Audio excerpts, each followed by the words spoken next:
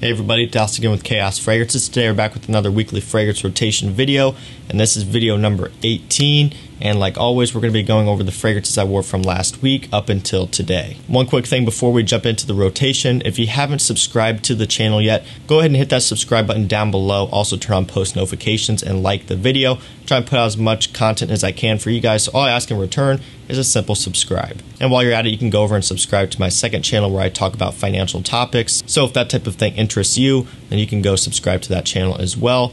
Let's go and jump right back into the video. Starting off on Wednesday, I went with Dior Homme Sport 2008 version. So I do own all of the Dior Homme Sports. I own this 2008, I own the 2012, and I own the 2017.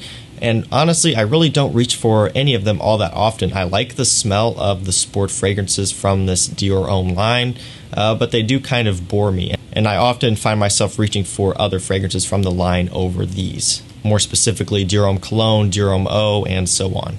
But sometimes I do kind of think about these and I figure, hey, might as well wear one of them for something different. And that's really what I did here with Dior Homme Sport 2008. I really like this scent, and I've talked about this multiple times, but out of all the Dior Homme Sports, this one is my favorite. And I rank them in the order that they've been released. So this 2008 version, the first one here, is my favorite. 2012 is my second favorite. And the 2017 would be my third favorite. To be honest with you, I really don't like the 2017. I think they really dropped the ball with that one. That one is very boring and very uninspired in my opinion.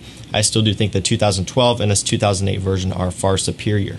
The 2008 is pretty hard to find, but the 2012 is still circulating quite a bit. So if you haven't picked any of these up yet and you want to, I would highly recommend the 2012 version personally, but you may end up liking the 2017 better. It's just all a matter of personal preference. And if you can find a bottle of the 2008 version, I would say go ahead and pick that one up. I really don't think you can go wrong with this scent DNA in general. I mean, you know, it is blind buy safe. I don't think you're going to dislike it. You may not be overly impressed with it. You may think it's kind of boring, or you just may not be a fan of it. But I really don't think anyone out there is going to hate this type of scent. So that's what I wore on Wednesday, Dior Homme Sport 2008. On Thursday, I went with Versace Dillon Blue. So it's been a while since I've worn Dillon Blue. In fact, I can't remember the last time I wore it. I know I haven't worn it in a long time though. And, you know, I saw this one sitting behind my other Versace fragrances and I figured, hey, why not? For those of you who don't know about this one, this fragrance kind of slots in there with the Dior Sauvage and Carbon and Aqua Atlantique and all those types of blue fragrances. What's nice about this one though is it does have its own unique twist on it. It has a little bit of a sweet, warm quality to it that Sauvage does not have. A lot of that's mainly coming from the nice patchouli in this scent. But this one still is very heavy on the ambroxan and the citrus in the opening, just like Sauvage, just like Carbon, just like Atlantique. So if you own any of the fragrances I just mentioned there, is this one 100% worth picking up? I would say not necessarily. In my opinion, it does differentiate enough from those fragrances that I mentioned to where you could probably own it as well and not feel too redundant. I don't think it's necessary to own all three. But if you end up trying this scent and you do end up really liking it, then I would say go for it. Even if you have Sauvage, Carbon, or whatever you may have, you know, you could still wear each of them for different situations. And I think you could fit this one into the rotation just on days when you aren't wearing Sauvage or Carbon. This is a really solid one though, and being that it is a Versace, it's probably the most affordable one out of the bunch of fragrances that I mentioned there. On top of that, the performance is also very solid, so I would say overall this one is a winner. For me, I don't reach for it as much anymore just because a lot of the reason is I've completely forgot about it, but also just because I do find myself wearing Atlantique and Carbon more. On Friday, I ended up going with Aqua Joe Profumo Special Blend. So I was feeling a little bit extra on Friday going with the Special Blend here, and to be completely honest with you, there isn't that much of a difference between the Special Blend and the original Profumo. So if you are a fan of Profumo and you really want to get the Special Blend, you know, I don't think it's all that worth it trying to track down a bottle. The differences in smell is there, but it's slight. And to be honest with you, I really wouldn't say one is better than the other. If you're someone who doesn't own a bottle of Profumo and you're out there looking for one and you happen to stumble across a good deal on the Special Blend like this one, I would say go for it if you want it. I personally think the bottle looks cooler, right, with the gold accenting, and then the smell is a little bit different. So if you can find a good deal on it and you don't own it yet, I would say go for it. But if you already do own bottles of the regular Profumo, I really wouldn't say there's much of a point in trying to find this, especially because the prices are probably going to be relatively high. Aqua Joe Profumo has been one of my summer fragrances for a long time now. In my opinion, it's one of the best out there for summer evenings. And I've talked about this before, way back at the very beginning of the channel, I believe, when I did my review on this scent. You know, I talked about it smelling like a summer night on the beach, and even to this day, when I smell this fragrance, you know, I still do get that type of feel from it. It's aquatic, it's fresh, but it is a little bit smoky and sweet and seductive too. And there really aren't that many aquatic fragrances out there that are, of course, aquatic and fresh, but also have like a sexy touch to them. But this scent has that type of feel, and it does it perfectly. This is another one that I often forget that I have, and I don't really reach for it as much as I used to, which really sucks because revisiting it here this past week, I've really realized how much I miss the scent and how much I love it. So this one's probably one that I'm going to be wearing a little bit more here before the end of summer, because this is a really solid one. People hate on it because it is popular and a lot of people may be wearing it, and that could be the case, but like I've said in multiple videos, here where I live, pretty much no one wears cologne, and if they are, it's going to be like cheap stuff or like Axe. No one's going to be wearing designer brands like this, so you know, I don't really care. It doesn't bother me that it may be popular because it works great for me here. On Saturday, I went with Yves Saint Laurent Homme. So this was the first YSL fragrance I picked up, and this is another one that I picked up back when I was first starting my collection. You know, there's something about this fragrance that I just love, and this is definitely a classic, timeless scent.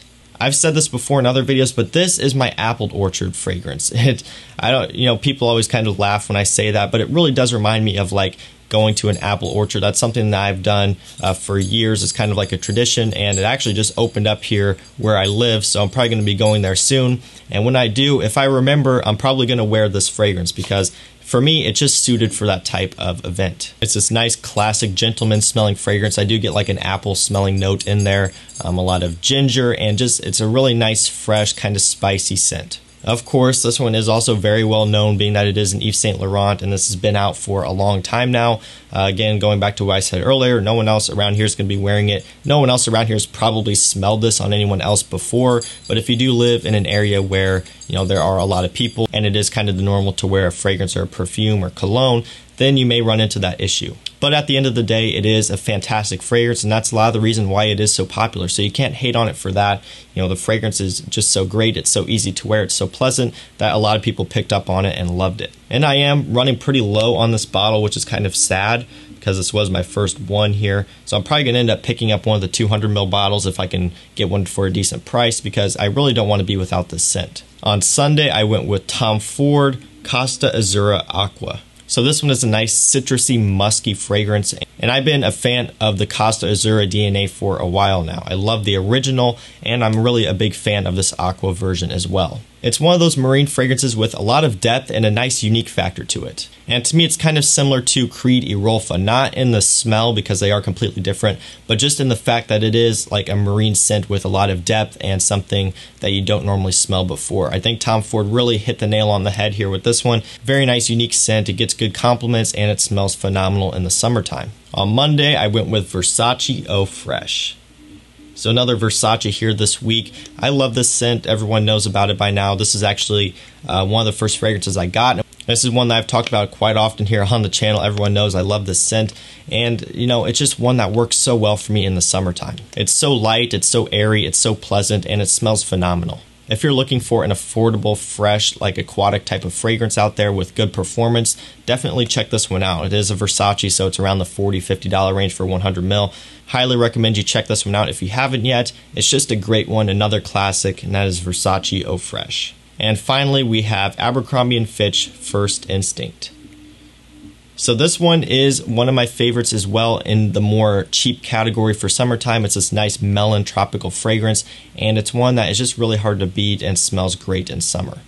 There is an extreme version of this fragrance, which is an eau de parfum concentration. It does perform better, but I still find myself coming back to this regular eau de toilette. This one is just a little bit more fresh and light, and sure, it doesn't perform as good, but that's not something that is a huge issue for me.